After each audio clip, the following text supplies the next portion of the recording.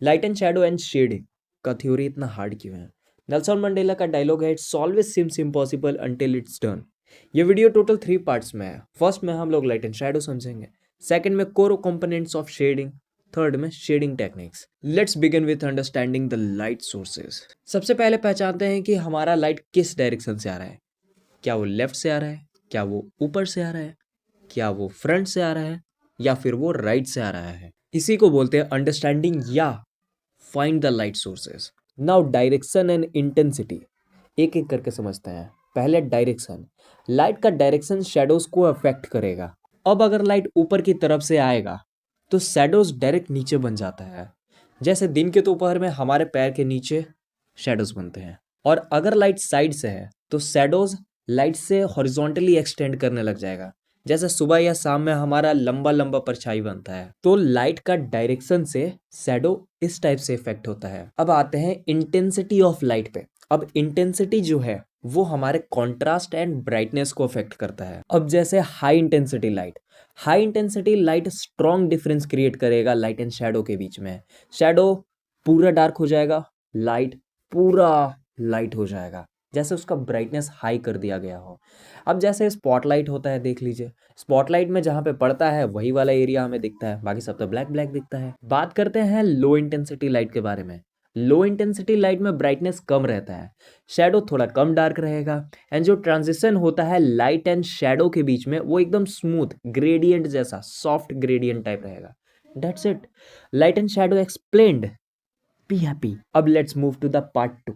Part 2 में हमें shading के कोर कंपोनेंट्स को समझना है, जैसे कि हाईलाइट। समझिए ये ब्राइटेस्ट एरिया होता है, जहाँ पे लाइट सीधा वहाँ पे पड़ता है तो वो एरिया पूरा ब्राइट हो जाता है, जिसको हम लोग हाईलाइट कहते हैं। सेकंड है मिड टोन्स। ये समझिए natural colour of the object.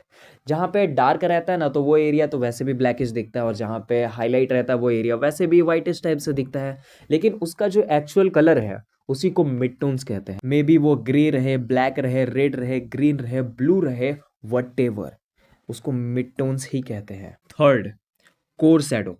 ये डार्केस्ट पार्ट होता है ऑब्जेक्ट का, जहां पे लाइट नहीं पहुंचता है, वो एरिया पूरा ब्लैक रहेगा, इसको हम लोग कोर शैडो कहते हैं। Fourth, cast shadow. मतलब ऑब्जेक्ट का परछाई बन रहा है सराउंडिंग्स में या पीछे सरफेस पे, जो शैडो होता है ना, परछाई, उसको हम लोग कास्ट शैडो बोलते हैं। And last, reflected light. मतलब लाइट जो आसपास के ऑब्जेक्ट से टकरा कर हमारे मेन ऑब्जेक्ट पे पड़ रहा है।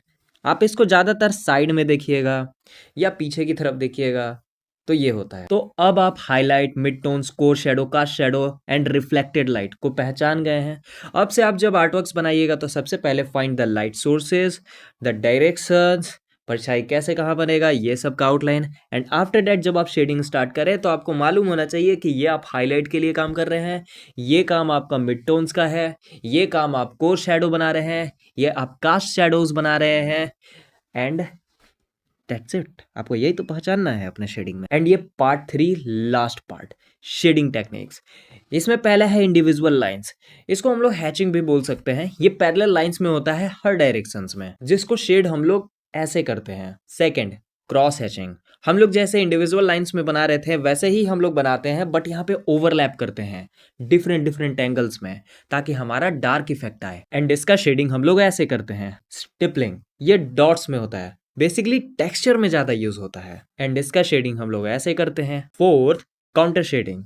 इसमें हम ऑब्जेक्ट का फॉर्म को फॉलो करते हैं ताकि हमारा 3D इफेक्ट आए, एंड इसको ऐसे शेड करते हैं। Fifth, circling. इसमें हम लोग राउंड राउंड करके ओवरलैप करके शेड करते हैं, एंड इसको इस टाइप से शेड करते हैं। And sixth, back and forth shading. Back and forth shading में हम लोग नीचे से ऊपर, ऊपर से नीचे, नीचे से ऊपर ले जाते हैं।